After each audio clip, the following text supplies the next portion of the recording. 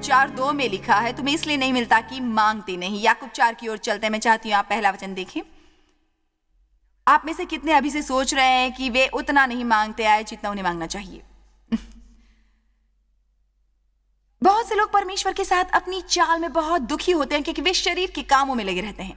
मैं हर वक्त शरीर के कामों में पड़ी रहती थी और शरीर के काम नहीं करते। वे ऐसे काम होते हैं जो काम नहीं करते। आप केवल अपने को थका देते हैं, अपने बच्चों को बदलने की कोशिश में, अपने साथी को बदलने की कोशिश में, कोशिश। पर क्या आप विश्वास कर रहे हैं? हमें विश्वासी कहते हैं क्योंकि विश्वासियों से विश्वास करने की अपेक्षा होती है, वरना हमें कोशिश करने वाले कहते हैं। हर चीज के लिए कितना अद्भुत जवाब। आपको जो चाहिए हो, हम सप्ताह के प्रत्येक दिन 24 घंटे मांग सकते हैं, हमें जिसकी भी आवश्यकता हो। हमें कभी व्यस्त होने का सिग्नल नहीं मिलता। आपको जो भी चाहिए वो मांगो। आप यीशु के नाम में मांगो और वे आपकी सुनेंगे और आपको जवाब देंगे। अनबन लोगों के जीवनों में बहुत बड़ी समस्या और वे शायद प्रार्थना सुनी जाने वाली सबसे बड़ी बाधाओं में से एक है। लोग लड़ते हैं और बहस करते हैं, घरों में अशांति होती है, गिरजे में लोगों की आपस में नहीं बनती, गायन दल में नेता पादरी से क्रोधित हैं और गवैये नेताओं से क्रोधित होते हैं, और वहां बैठी हुई कोई बहन आराधना का मार्गदर्शन करना चाहती है और हर ओर अनबन होती है। कितने ये कहते हैं कि ये कहना काफी सही है कि दुनिया में बहुत अनबन फैली है और ये एक बहुत खतरनाक चीज है। जी हां, ये कोई छोटी मोटी समस्या नहीं है, दरअसल ये आत्मिक है, विश्वासियों के लिए सबसे खतरनाक चीजों में से एक। इसलिए यीशु ने कहा, मैं तुम्हें अपनी शांति दे जाता हूं। सो हमारे पास शांति है, ये हम पर निर्भर है कि हम उसे इस्तेमाल करें। परमेश्वर ने हमें एक इसलिए प्रार्थना करने का विशेष अधिकार दिया है ताकि हमें चिंता न करनी पड़े। फिलिपियों 4 के अनुसार किसी भी बात की चिंता मत करो, परंतु हर एक बात में तुम्हारा निवेदन, प्रार्थना और विनती के द्वारा धन्यवाद के साथ परमेश्वर के सम्मुख उपस्थित किए जाएं। तब वे शांति जो समझ से बिल्कुल परे है तुम्हारे हृदय और तुम्हारे विचारों को मसीह यीशु में सुरक्षित रखेगी। जिस पल ही कुछ घटी तो प्रार्थना करो, अपनी सांसों में परमेश्वर के आगे प्रार्थना करो। उसके लिए किसी विशेष मुद्रा की आवश्यकता नहीं, आपको किसी विशेष स्थान की जरूरत नहीं है, सिर्फ प्रार्थना करें। पर मैं ये स्वीकार करूंगी और मुझे विश्वास है कि आप में से बहुत से बिल्कुल यही बात कहेंगे कि चाहे आप नियमित गिरजे जाते हैं, चाहे मैं भी नियमित गिरजे जाती थी। मैं दरअसल गिरजे में एक मार्गदर्शक थी, फिर भी मेरे जीवन में बहुत अनबन थी। और याकूब 4:1 के अनुसार तुम में लड़ाइयां और झगड़े कहां से आ गए? अनबन और विवादों का क्या कारण है? हम क्यों मित्रता पूर्वक नहीं रह सकते लोगों के साथ? बहुत से लोग दुखी क्यों हैं? जानते हो, बहुत कम मसीही पूर्णकालीन प्रसन्न मसीही होते हैं। मैं पूर्णकालीन प्रसन्न रहने वाले मसीहियों की बात कर रही हूं, आंशिक नहीं। हम तालियां बजा सकते हैं, प्रसन्नता से कूद सकते हैं। जब हम गिरजे जाते हैं, वहां पर आराधना का दल संगीत बजा रहा होता है, वही वही वही वही वो वो वो। पर मैं पूर्णकालीन प्रसन्नता की बात कर रही हूं, पूर्णकालिक प्रसन्नता। तूफान, दुखों में प्रसन्न, तूफान बीत जाने के बाद प्रसन्न, हर समय प्रसन्न।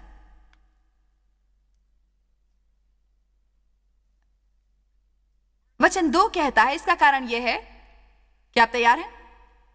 तुम लालसा रखते हो और तुम्हें मिलता नहीं। तुम हत्या और डाह करते हो और कुछ प्राप्त नहीं कर सकते। तुम झगड़ते और लड़ते हो और ये सुनिए, तुम्हें इसीलिए नहीं मिलता कि मांगते नहीं। तुम्हें इसीलिए नहीं मिलता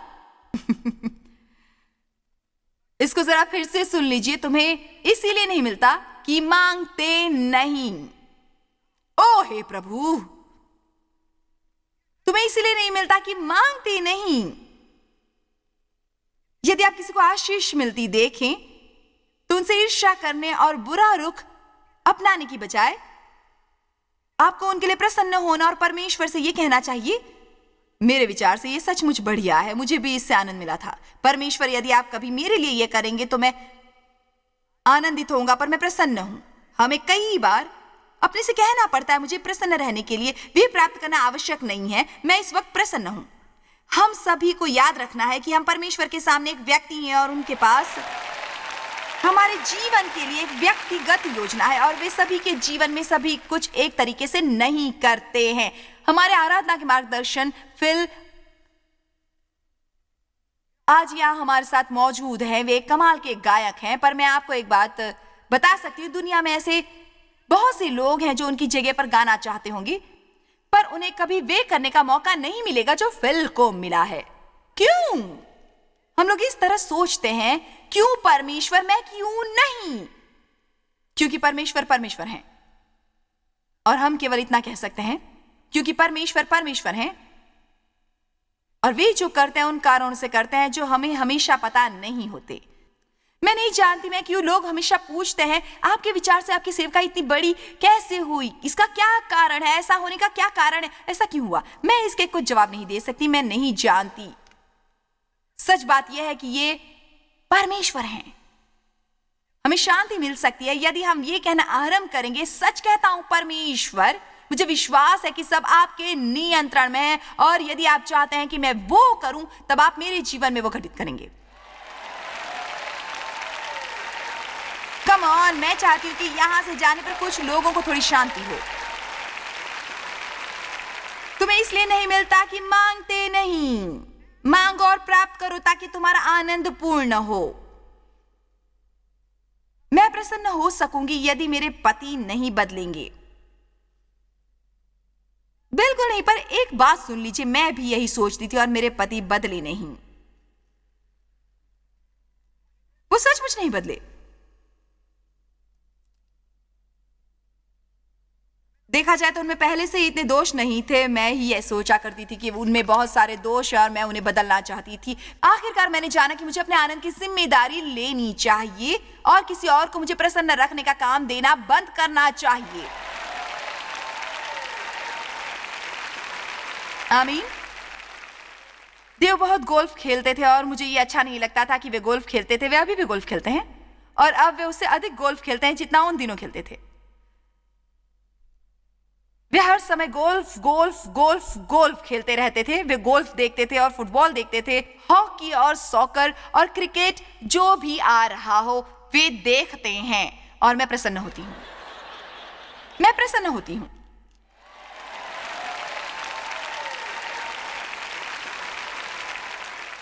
मैं प्रसन्न हूं क्योंकि हमारा विवाह हुए 43.5 वर्ष हो गए हैं और अब जब वे ये सब देखते हैं मुझे अपने लिए समय मिलता है। मैं प्रसन्न हूं।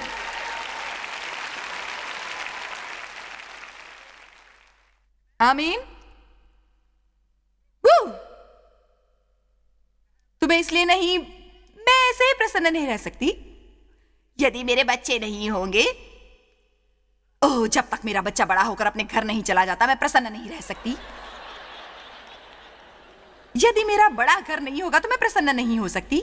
मैं प्रसन्न नहीं रह सकती यदि मुझे हर सप्ताह वो काम न मिले जो मैं करती हूं। तुम्हें इसलिए नहीं मिलता क्योंकि मांगते नहीं। मांगो उसे परमेश्वर के हवाले करके। ये कहो, परमेश्वर मुझे आप पर विश्वास है। यदि मेरे भाग्य में ये मिलना लिखा है तो आप सही समय पर वो देने वाले हैं और तब तक मैं प्रसन्न रहूंगा क्योंकि मैं यहां आपकी सेवा के लिए हूं, आपकी सेवा के लिए। आमीन। अपने साथ में बैठे व्यक्ति की ओर मुड़कर कहो, मांगो। ठीक है। इफिसियों 3:20 के अनुसार अब जो ऐसा सामर्थ्य है कि हमारी विनती और समझ में कहीं अधिक काम कर सकता है, उस सामर्थ्य के अनुसार जो हम में कार्य करता है।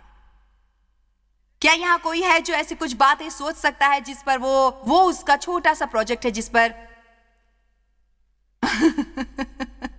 आप किसी व्यक्ति पर काम करते आए हैं पर आप उनके लिए बहुत प्रार्थना नहीं करते? सच बताइए, देखिए झूठ मत बोलिए।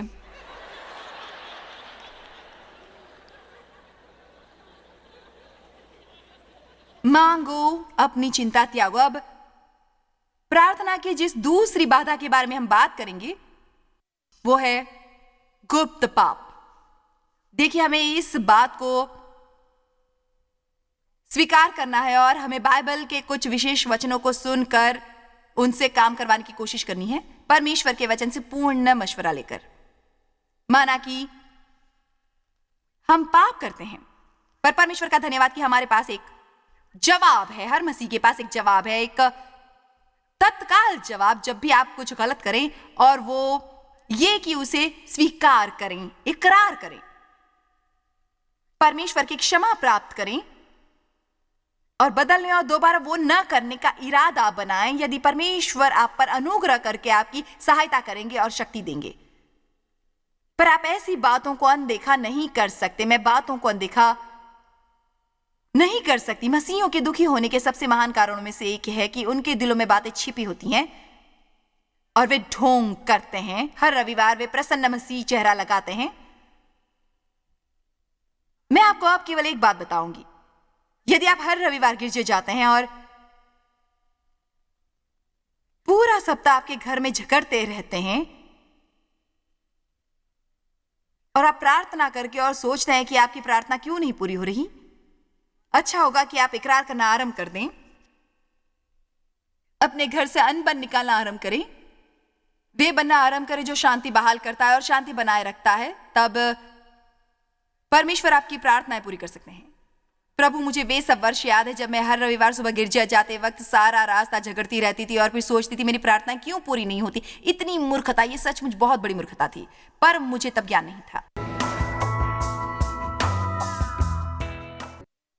मैं बाइबल के केवल वे अंश सुनती थी जो मुझे अच्छे लगते थे। मैं केवल वे अंश चुनती थी जिनके द्वारा कुछ प्राप्त कर सकती थी। यह बिल्कुल सच है।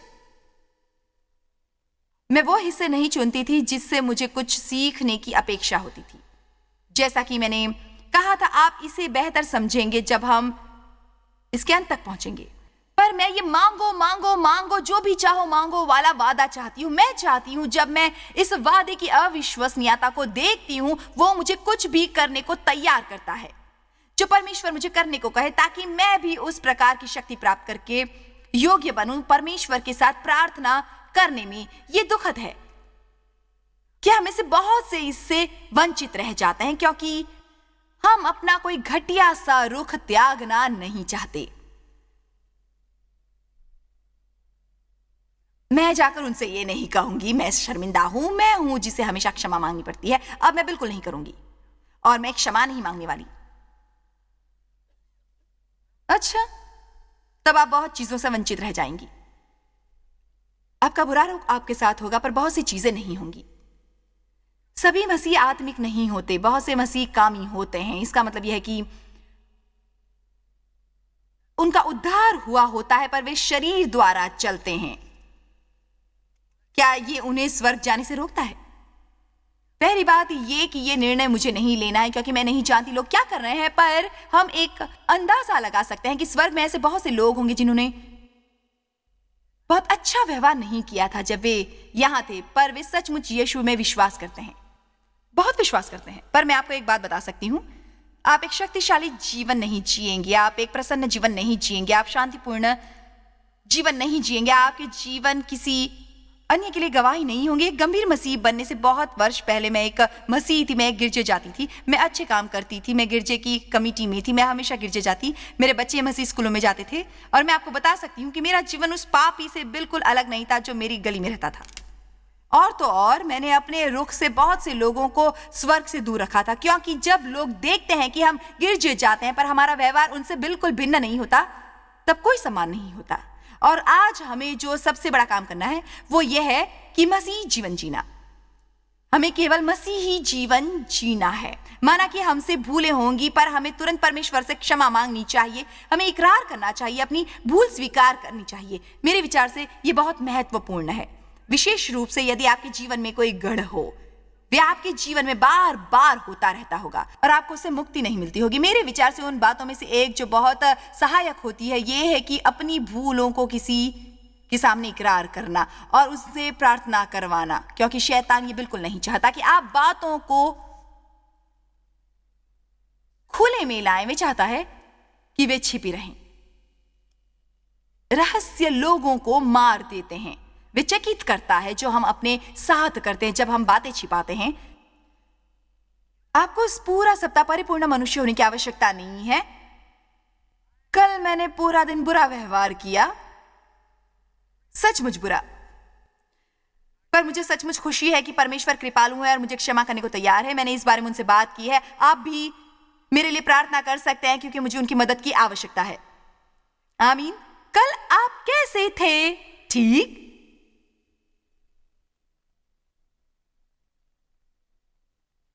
ठीक, सचमुच ठीक, बिल्कुल ठीक। भजन 66:18। इकरार करना बहुत अच्छा है। मेरे विचार से हमें हर सुबह प्रार्थना करना आरंभ करने से पहले वे करना चाहिए। आप कहें, परमेश्वर, यदि ऐसा कुछ है जो मैंने किया था जिससे आपको या किसी और को ठेस पहुंची हो, कृपया उसे इस वक्त सामने लाएं ताकि मैं इकरार कर सकूं, मुक्ति पालूं।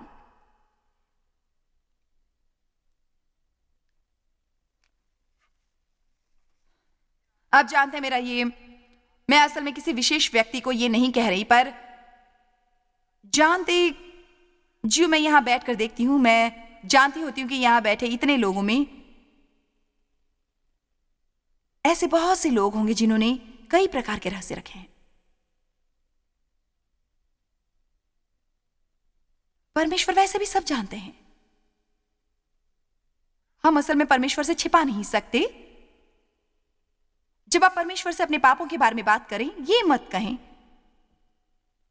प्रभु मुझे माफ करें, मैं चूक गया। यह पाप के लिए नया शब्द है, मैं चूक गया। पाप करना मतलब लक्ष्य से भटकना। पर मैं लोगों को यह कहते सुनना नहीं चाहती कि मैं ईर्ष्यालु हूं, मैं घृणित हूं, मैं असभ्य थी, मैं निर्दयी थी, मैं स्नेहशील नहीं थी। हमें उसे यह बुलाना अच्छा नहीं लगता जब वे होता है, क्योंकि वे हमें घिनौना लगता है, घटिया लगता है। पर वह क्षमा को और बेहतर बनाता है। आमीन। तब जब मेरा दिल परमेश्वर के साथ धर्मी हो, जब वहां कुछ न हो, मेरा दिल धर्मी हो, तब मैं परमेश्वर के पास आकर निर्भरता से मांग सकती हूं। जब शैतान मुझे याद दिलाने की कोशिश करे, तुम ये नहीं मांग सकती, जरा सोचो तुमने कल क्या किया था, कहना तुम कुछ भूल रहे हो, मुझे परमेश्वर ने क्षमा कर दिया है, मैं मुक्त हो चुका हूं।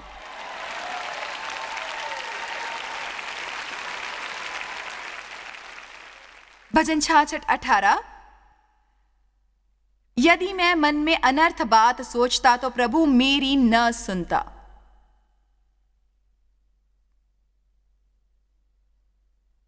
याकूब 5:16।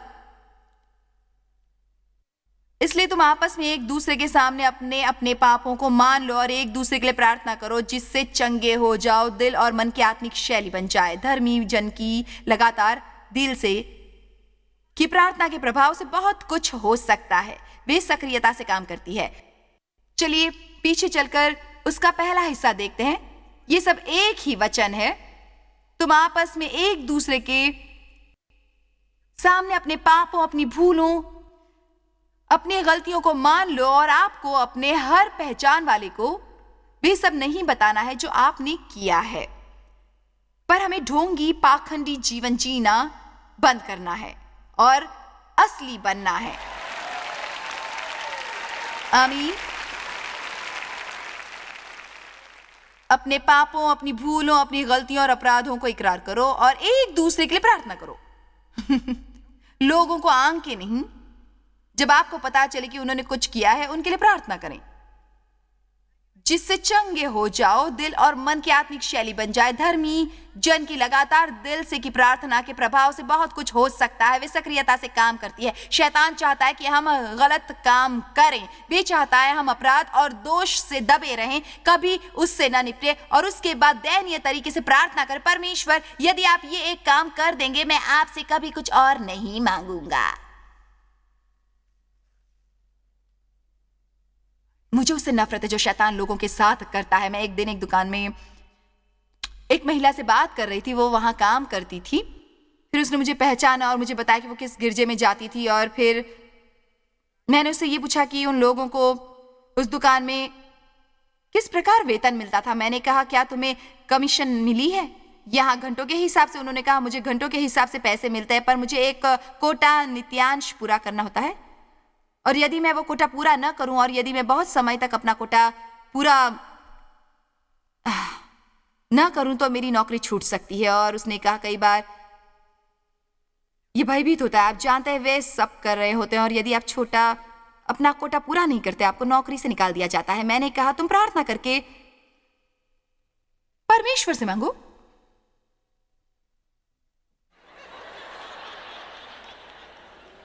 उसने कहा ऐसा नहीं कर सकते। मैंने कहा प्रार्थना करके परमेश्वर से कहो कि तुम पर अनुग्रह करे। प्रार्थना करो कि जब लोग तुम्हें देखें तो तुम उन्हें अच्छी लगो, कि उनकी तुमसे चीजें खरीदने की इच्छा हो। उसने कहा पर आप अब ये सुनिए, वो महिला 30 वर्षों से गिरजे में थी और उसने मुझसे कहा पर हम पैसों के लिए प्रार्थना नहीं कर सकते, क्यों, है ना? ये दुखद था। ऐसे कितने लोग होते हैं इस वक्त मुझे देख रहे कुछ लोग भी जो ये कह रहे हैं आपका मतलब हम उसके लिए प्रार्थना कर सकते हैं? मेरा नाम लेकर कुछ भी मांगो, वे सब प्रस्तुत करके जो मैं हूं। यदि तुम मुझ में रहोगे मेरा वचन तुम में रहेगा। जो चाहे मांग लेना। हम अनुग्रह क्यों नहीं मांग सकते? मुझे बहुत अनुग्रह मिलता है। मुझे वे अनुग्रह मिलता है जो चकित करता है और इसका कारण ये नहीं कि मैं टीवी पर आती हूं मैं अनुग्रह मांगती हूं। मैं परमेश्वर से प्रार्थना में अनुग्रह मांगती हूं। अपने जीवन के लगभग हर दिन मैं अनुग्रह के लिए प्रार्थना करती हूं और उनका इकरार करती हूं। मेरे पास समय नहीं है लोगों को प्रसन्न करने की कोशिश करने का, ताकि सब लोगों को मैं अच्छी लगने लगूं। मैंने पहले कुछ वर्ष ये करने की कोशिश की और ये हमें मार देता है। इसलिए मैंने अंत में निर्णय लिया, परमेश्वर आपको ऐसा करना होगा कि मैं उन्हें अच्छी लगूं, क्योंकि मैं ऐसी ही हूं, मैं कुछ नहीं करूंगी। मुझे विश्वास है कि परमेश्वर मुझ पर अनुग्रह करते हैं। खुले द्वारों के लिए प्रार्थना करें। प्रार्थना करें कि परमेश्वर वे द्वार खोलें जो आप नहीं खोल सकते और वे बंद करें जिन्हें आप बंद करना चाहते हैं पर नहीं कर सकते। आप सुन रहे हैं ना? परमेश्वर से केवल द्वार खोलने के लिए प्रार्थना न करें, प्रार्थना करें कि परमेश्वर आपके जीवन में वे द्वार बंद करें जिनका बंद होना जरूरी है। परमेश्वर के साथ सच्चे बनना आरंभ करें। आपका काम आसान होगा यदि आप चीजों को वे बुलाना आरंभ करेंगे जो वे हैं, और यदि आपका कोई अच्छा मित्र होगा या कोई साथी या कोई बहन जिस पर आप सचमुच विश्वास कर सकते होंगे और अपने को किसी के प्रति जवाबदेह बनना आरंभ करेंगे और इकरार करेंगे और प्रार्थना की मांग करेंगे। वो जब आप ऐसा करेंगे शैतान आग बबूला होगा, क्योंकि वे चाहता है आप सब कुछ छिपा कर रखें और चेहरे पर नकली मुस्कान लाकर मुखौटा पहने, जब असल में अंदर से आप बर्बादी की कगार पर हों। मैंने अपने जीवन में यह देखा है कि यदि मैं अपने दिन की सही शुरुआत करूं तो बाकी का दिन कहीं बेहतर गुजरता है, और यदि मैं उसकी गलत शुरुआत करूं तो मुझे उसे गलत आरंभ करने के तरीके विजयी होना पड़ता है। इसलिए मैं आज आपको प्रोत्साहित करना चाहती हूं कि परमेश्वर के साथ समय बिताएं। आशा है कि ये शिक्षा आपको प्रार्थना करने के लिए प्रोत्साहित करेगी। हर चीज के बारे में प्रार्थना करें। आपके पास नहीं है क्योंकि आप मांगते नहीं हैं, और अपने प्रत्येक काम में परमेश्वर को सहयोगी बनाएं। याद रखिए इस सब की शुरुआत मांगने से होती है। याकूब 4:2 के अनुसार तुम्हें इसलिए नहीं मिलता कि मांगते नहीं। परमेश्वर का अनुग्रह आप पर बना रहे।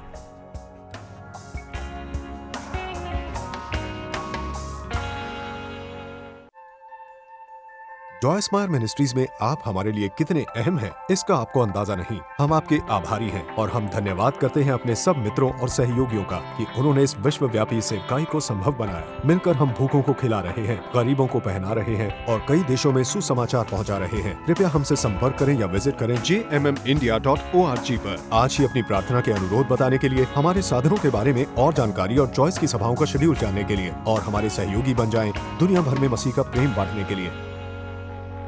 ये कार्यक्रम जॉय स्माइल मिनिस्ट्री के मित्रों और पार्टनर्स द्वारा प्रायोजित है।